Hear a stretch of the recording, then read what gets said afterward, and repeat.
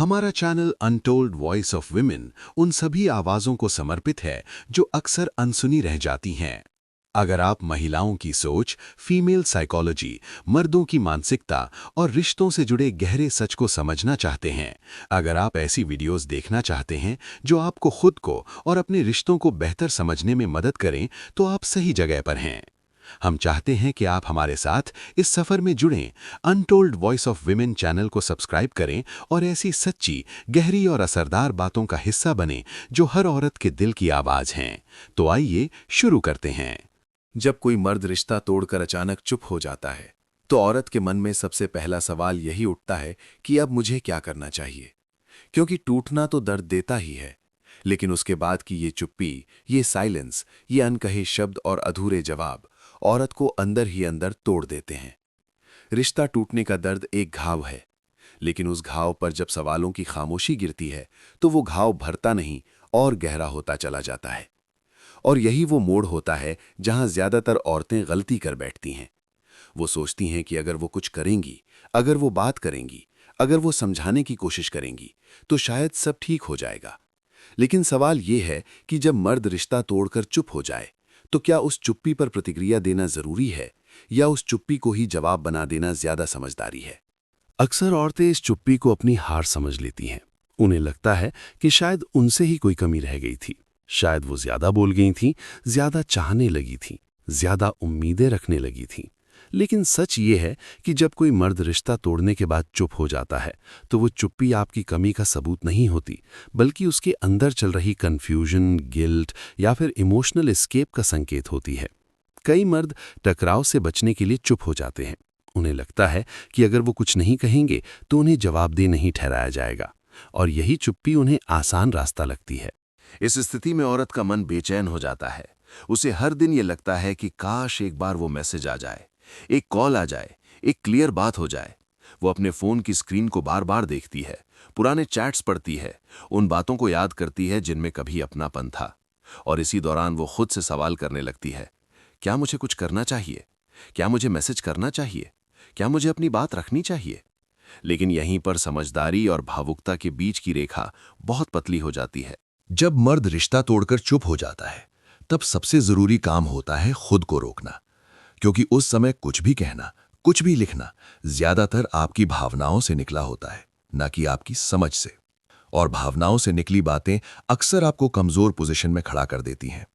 चुप्पी का जवाब अगर आप बेचैनी से देती हैं, तो आप अनजाने में ये संदेश दे देती हैं कि आप अभी भी उसी जगह खड़ी हैं जहां उसने आपको छोड़ा था। और ये बात उसे इमोशनली और ज्यादा पावर दे देती है। यहां समझने वाली बात यह है कि रिश्ता टूटने के बाद की चुप्पी हमेशा खत्म हो जाना नहीं होती, बल्कि कई बार ये एक इमोशनल टेस्ट भी होती है। कुछ मर्द ये देखना चाहते हैं कि आप कितनी जल्दी टूटती हैं, कितनी जल्दी रिएक्ट करती हैं, कितनी जल्दी उन्हें फिर से अपने सेंट्रल पॉइंट पर ले आती हैं। और अगर आप हर बार उनकी चुप्पी पर बेचैनी दिखाती हैं, तो आप उन्हें ये सिखा देती हैं कि आपकी शांति उनके हाथ में है। इसलिए सवाल ये नहीं है कि कुछ करना जरूरी है या नहीं, सवाल ये है कि सही समय पर सही तरीके से करना जरूरी है या नहीं। हर चुप्पी का जवाब शब्दों से नहीं दिया जाता। कुछ चुप्पियों का सबसे असरदार जवाब आपकी अपनी स्थिरता होती है। जब आप भी शांत रहती हैं, जब आप अपने जीवन को आगे बढ़ाती हैं, जब आप ये दिखाती हैं कि आपकी दुनिया सिर्फ उसी एक इंसान के इर्द गिर्द नहीं घूमती, तब वो चुप्पी अपनी ताकत खो देती है। बहुत सी औरतें ये सोचती हैं कि अगर वो कुछ नहीं करेंगी तो शायद वो हमेशा के लिए चला जाएगा। लेकिन जो इंसान आपको समझना चाहता है, वो आपकी एक चुप्पी से नहीं जाएगा। और जो इंसान आपको खोने से नहीं डरता, उसे आप 1000 बार समझा लें, वो फिर भी जाएगा। इसलिए खुद को बार बार साबित करने की कोशिश करना, खुद को बार बार समझाने की पोजीशन में रखना, दरअसल खुद की वैल्यू को कम करना होता है।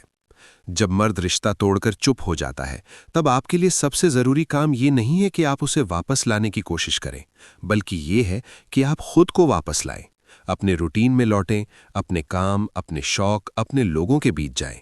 शुरुआत में ये बहुत मुश्किल लगता है, क्योंकि मन वहीं अटका रहता है जहां बात अधूरी छूट गई थी। लेकिन धीरे धीरे जब आप अपनी ऊर्जा को अपनी जिंदगी में लगाती हैं, तो आप खुद महसूस करती हैं कि आपकी सांसें फिर से हल्की होने लगी हैं। और एक बहुत कड़वा लेकिन सच्चा सच ये भी है कि कई बार मर्द रिश्ता तोड़कर इसलिए चुप हो जाते हैं क्योंकि उनके पास कहने को कुछ साफ नहीं होता। वो खुद नहीं जानते कि उन्हें क्या चाहिए या फिर वो सच बोलने की हिम्मत नहीं रखते।